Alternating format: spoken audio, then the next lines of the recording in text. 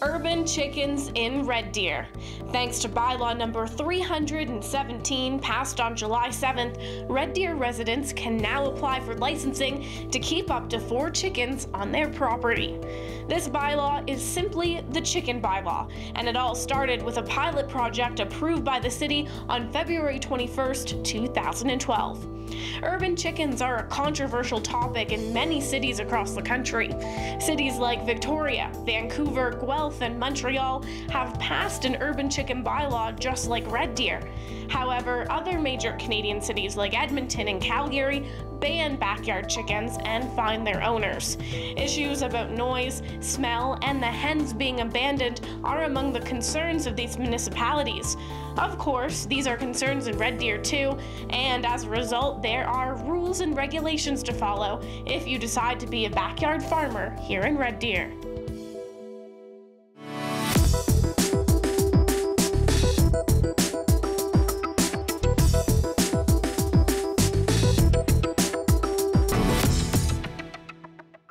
Hi and welcome to the show. I'm Jonna Semple, and joining us today to discuss the urban chicken bylaw is Red Deer Councillor Lynn Mulder. Thank you so much for being here with us today. We're discussing all about chickens. So how did this bylaw come to be?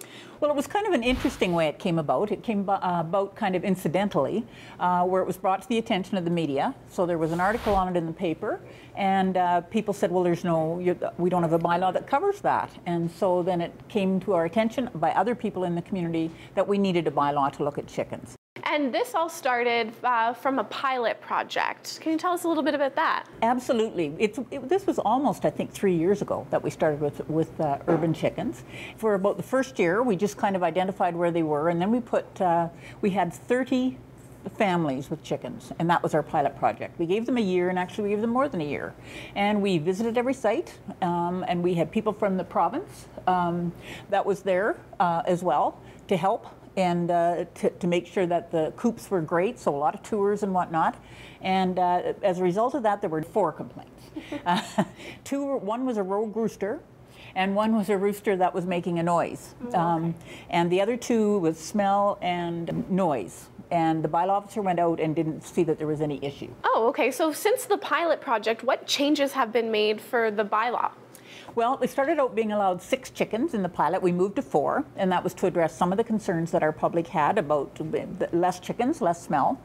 I personally toured the coops, and there's not much smell to my way of thinking, so I felt pretty good about that too. There's a license fee of $28, and which is the same as it is for a dog. The license here covers the person with the chickens. The chickens don't actually have to wear the license, which I thought was a very nice touch. And there is a certain number of people that can have these licenses. What's that? So there's 65 licenses being issued for Red Deer. And if you were to work that out, it's about 1 in 1,500 households. So it's not a lot. And why are the limited numbers so important? Well, because the concerns of the public, we want to make sure it's a gradual, and so that people get used to it and whatnot. So it seemed like a reasonable amount. If you add that up, you're going to have 4 times 65 chickens, which is not a lot in a population of 100,000. Right, and residents that have these chickens, they're not allowed to sell the eggs, the meat, anything like that. And they cannot slaughter on site. And actually, what's really quite interesting is that there are 2 farmers in the area that have agreed to take chickens in their retirement, which I think is quite cute. So there'll be 2 homes for aged chickens. But and there's a vet in town that will look after them, and that was all important because not every vet will. And how would you personally feel if your neighbors had chickens in their backyard? Well, what's interesting is that a lot of people that were, when they sent the survey around to people to say within 100 meters, half of them didn't even know that there were chickens next door to them. So I have 2 big dogs, and probably my dogs would make more noise than chickens. And as long as they're kept well and they're healthy, then I'm happy. We think with the rules we put in place that it'll work. Well, that's great. Well, thank you so much for joining us. So coming up next, we talk to a local vet to find out more. Stay tuned. Now we're talking about the health of chickens, and joining us today is Dr. Pat Higgins, a local Red Deer vet. Now when people think about chickens, they think about chickens on a farm. Is it dangerous to have chickens in a backyard in the city of Red Deer? Oh, I don't think so. You know, a person's going to have to take certain precautions, just as you would with any animal. You know, but if there's, you know, good cleanliness, let's say with people handling them, that you're washing your hands after, just as you would with if you were handling, you know, chicken that you were cooking and such. Now, what do chickens need to thrive? Yeah, just the basics. A big thing is nutrition, and fortunately, a person is going to be able to just go to, you know, local feed stores and get the proper nutrition for them at even different stages of their life, because there's going to be like when they're little chickens, there's going to be grower rations, and then let's say if they're laying hens, which are going to probably be the popular ones, they have already formulated rations that you can buy, and you don't have to buy huge volumes, a sack. So nutrition's important. It's going to be important that they have, you know, proper housing, so they're, you know, they're out of the cold, out of the wet, out of winds, drafts, and again, it doesn't have to be super elaborate, and you know, you can use like chicken wire, which is inexpensive, and just keeping the, you know, cleanliness, you know, and not over moisture, dirty environment, and so those would be the big things: nutrition, and housing and protection. Right. Now, diseases like salmonella and other diseases that maybe people are thinking about that might correlate with chickens, is that a concern at all? Well, with any animal, and just the reality of today, you know, there's, you know, like when you put your hands on a cart, it has many different bacteria, and serious organisms like MRSAs and such are out there. So you have to have precaution. We're finding that it's important that our children are being exposed to things like, and this is the big theory now on, you know, why there's so much allergies and peanut allergies and asthma in children, is we're too clean a society. We're killing so many different organisms, the normal flora, that their immune systems aren't developing as well, because in third worlds we don't see this because the kids are exposed to things. So right, so this could actually be a positive thing. Yes, like in having pets and let's say farm children and children who live in environments where they're exposed to more antigens than our kids that are often now in almost a sterilized environment, have better immune systems. Great, and you were saying, just to finish off, that if people want information, there's a lot of good university websites out there. Right, yes, you've got to be careful what's on the internet. There's lots of erroneous material, and there's many universities that have, you know, let's say University of Missouri Extension has a small flock series managing the family chicken flock. I can, like, they got big long web names to put on, but I can, you know, put these on our website. Like, I'm at the Deer Park Pet Hospital, so if they just typed in Deer Park Pet Hospital, I'll put a lot of these, this information on it. And before they get into it, you know, it's important that they, you know, do their homework, really feel, yes, I want to do this. It isn't just like a you know, 1 month little, well, let's try this. You know, there is going to be a commitment, and they need to do their homework first. Like any pet, there is a commitment. Joining us from the Red Deer Inspections and Licensing Department is Erin Stewart, who actually was involved in writing of the bylaw. So you can speak a little bit to the bylaw itself. What are some of the key points? So the chicken bylaw is now valid within the city of Red Deer. It does require that anyone wanting to have urban chickens within their yard is required to have a chicken license.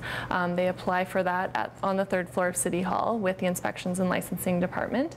That license is good from January 1st to December 31st of each year, and it allows up to a maximum of 4 chickens per site. And you said it allows up to 4 chickens, but what are some of the ways the chickens are protected by the bylaw? Absolutely.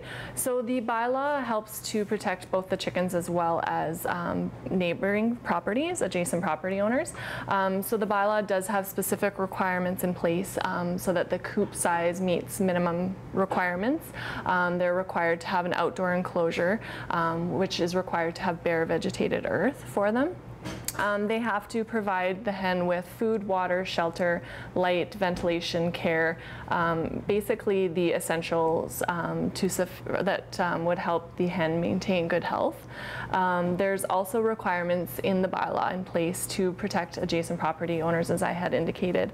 So these are related to the storing and accumulation of things like manure. And what are some of the penalties if people do violate the bylaw? So it's a minimum penalty of $100 for an offense under the bylaw, and those would be issued by one of our compliance officers. And a violation, would that come in the form of a complaint, whether from another neighbor or something like that? So there could be a couple of ways that that would come to light. It could be a complaint that's received by our department, or it also could be something that's observed when an officer goes out to a site. And if there is a complaint, how can people get a hold of the city? They would contact our department, Inspections and Licensing. So that could be either at inspections@reddeer.ca or by calling 403-342-8190. And what are some of the other responsibilities, you know, that you have involved with this bylaw? So we look after the bylaw. So if there were updates related to the bylaw that were required, that would be our department. We also are responsible for the enforcement, as you had indicated. And then in 1 year's time, we are responsible for bringing a report back to council if there are any issues that have risen after the adoption of this bylaw. That's great. And then just switching gears a little bit, we heard earlier on that you know, people aren't allowed to sell the products from the chickens, so the eggs, the meat, anything like that. Why is that? So the intent of the bylaw was never to allow for a commercial venture. It's more to allow citizens the opportunity to have local products that they're able to eat, as well as many of these people do look at these chickens as their pets. Right. Well, thank you so much for joining us. I think we've all learned a lot more. Stay tuned for more urban chicken news. Joining us now is Todd Lawrence, a member of Cluck Red Deer, and you have chickens yourself, urban chickens. So what would we call you, going into my first question? Is it safe to call you an urban chicken farmer? I think that's the politest thing to be called. I suggested another term to Jim when he interviewed Charity and I last year that wasn't proper. Being a clucker, that wasn't very safe. So. And how did you get involved in raising chickens? I'm a long-time unrepentant foodie. And I'm a long-time gardener, a long-time home butcher, and it was the next logical step, getting chickens in the backyard. It's absolutely awesome to turn your compost into eggs. Right? That's great. And how has your experience been with raising urban chickens? So far, so good. The biggest thing when I started 3 years ago was I wanted to make sure we built an all-season coop. A lot of the coops that are available commercially aren't really built for central Alberta. Right. So you have to make sure if you propose to keep chickens year-round, that of course your coop can make sure they have somewhere comfortable year-round.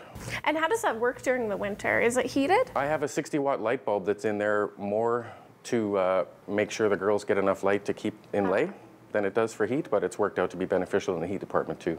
And you said that you've had chickens for 3 years. So what was the biggest learning curve starting out?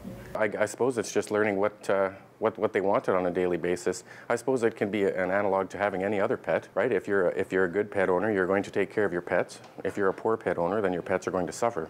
Now you're a part of Cluck Red Deer, which does stand for Canadian Liberated Urban Chicken Club. What does Cluck do? More than anything, it offers a resource for people that are interested in getting into urban chickens, some more like-minded individuals to talk to, whether it has to do with setting up your coop or if there's health issues with the chickens, stuff like that. Just a local resource that of people you can discuss the pros and cons of chickens. Which I think is terrific for people who, you know, are maybe thinking about the idea and want to get urban chickens in their own backyard. What's some advice to people that you would give, you know, someone who's starting to think about that process? Get in contact with us at Cluck Red Deer and we can offer you local breeders that offer good birds. We can also offer a whole bunch in terms of coop designs. And you said that you also sometimes do tours, right, to your own backyards to take a look at the coops and that sort of thing. There's been a few tours. There's also been 2 Backyard Chickens 101 courses. The last one was a couple weeks ago now. Well attended, I hear. With the bylaw passing, of course, and the licenses getting glopped up, there's a lot of people interested in getting into raising their own chickens for eggs. Yeah, the best part about having chickens, I'm sure. Well, thank you so much for joining us today. We hope you feel more informed about what the chicken bylaw is all about. If you're looking for more information on the organizations we spoke to, visit our website at shawtv.com/reddeer.